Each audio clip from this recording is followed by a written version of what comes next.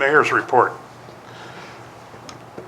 I wouldn't characterize this as a complaint. It was a question, or a couple questions, after I received an email from Tim Eicher that talked about checks that were cut to Ken Atwell for the Zastro Bay dredging project. I was unaware that checks were made out to a private individual, or maybe not so private, Chairman of Lake Welfare. And so I called Tom and I asked him to verify that, and he did. And I just said, did we ever get any receipts or invoices that documented how this money was spent? And Tom checked into it and got back to me and said we didn't. So I asked Tom if he'd give Kent a call and ask him if he could make available these receipts and cancel checks so that we'd have a paper trail to how the money was spent, so we could report back to our constituents that this is where this money went. And these are the contractors or vendors that it was paid to. And frankly, if Kent had just responded in a positive manner, that he tried to put it together and bring it to us, we wouldn't be talking about this tonight. But the response I got at noon on Thursday from Tom was that Kent just refused. He charged us with political maneuvering, and he talked about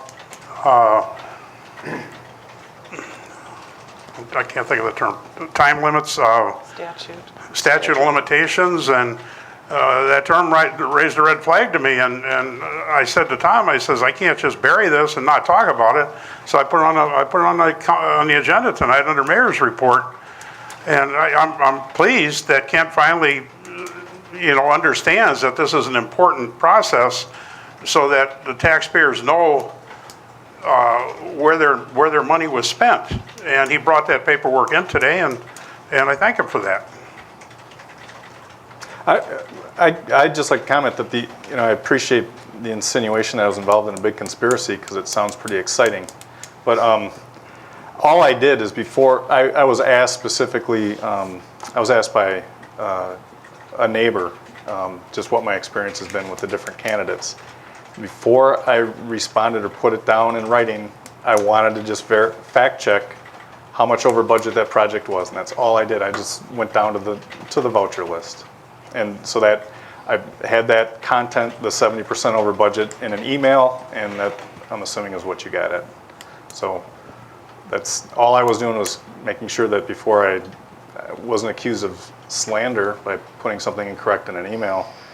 Now I'm accused of some conspiracy, but regardless, I'm glad it's taken care of, and I'm surprised that it turned into something that it wasn't. It seems like the city went to the attorney, that, our city treasurer and our city administrator all approved this process. So I think it's a, they proved the process, but yeah. Since we're children, we're taught that when you spend somebody else's money, you bring a receipt in. And that's really all this is about, is documenting how you spent the money. And not saying there's a statute of limitations on me having to tell you how I spent taxpayer money. That irritated me to no end, and I put it on the agenda so we could talk about it. But I think anybody, if I spent money and I don't turn in a voucher for an expense report or whatever, the mayor or the city council certainly has a right to ask me, where's that paperwork? And it should have been done then. Probably. There's some staff culpability here, yeah. Absolutely. But in the final result, it needs to be done. True, but it is a little unusual that it's right now. And is it commonplace for, the council directed the checks to be written, so is it commonplace for a subcontractor to come back after that with a receipt? Is that a normal situation? Well, I've never experienced where a department head was issued the checks, and I wasn't aware that the department head was issued the checks. Based on the council action, though. Well, the council actions just said that we were going to pay. Right. That we were going to pay our share, which I fully support. And the council took those, the two motions, took those actions that we first pay our share, and then we'd pay our share of the overage. Mm-hmm. But there wasn't any direction from council how the checks were to be made out. And I would guess that the former administrator directed staff to make the checks out to Kent. I wasn't aware of that. Well, according to Mr. Atwell's emails, that sounds exactly pretty much the way Right. it Yeah. happened. And it was trying, But at some I point in see it that, both ways, but as a subcontractor, if you've got the check and it was already approved, I don't know that there would have been any more follow-up needed, unless it was asked for. the contractor gets a check, you're going to get the invoice. Yeah. I recall when we approved it, we had an accounting for the cost. Yeah. So I guess the gross amount, and then it was divided amongst all the participants, and how the money got to the contractor, I know we didn't talk about. We didn't Right. talk about it, no. We And shouldn't maybe, have to. you know, if this comes up in the future, maybe we should, in our actions as a council, be more specific into how this is going to be put into the books.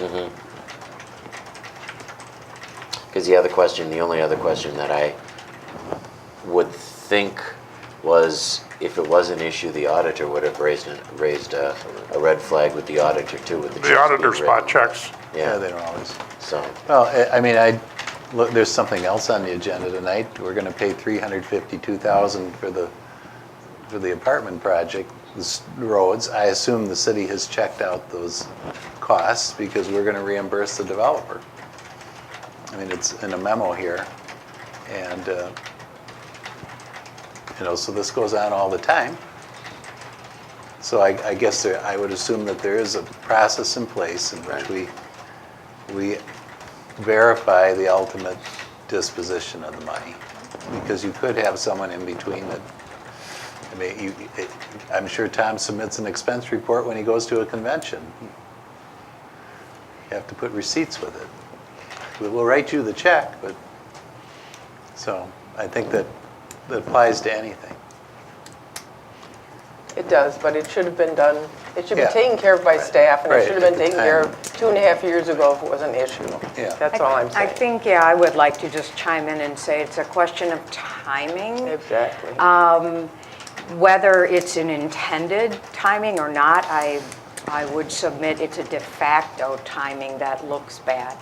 And if it's been 2.5, 3 years, it could have waited 3.5 weeks so that it doesn't look like it was a target.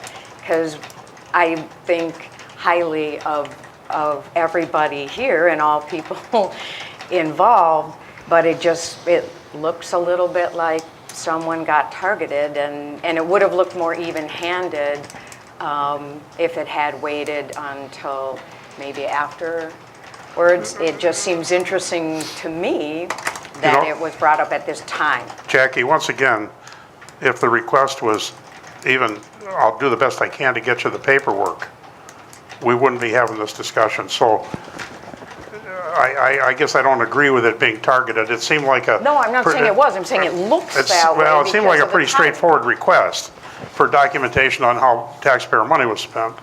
And rather than be defensive about it, if the person had just said, well, okay, I'm going to try and get that to you, then this wouldn't be on the agenda.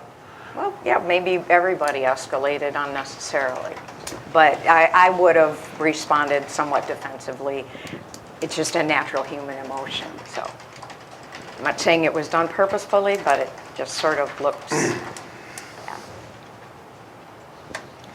Okay, shall we move on? Yep.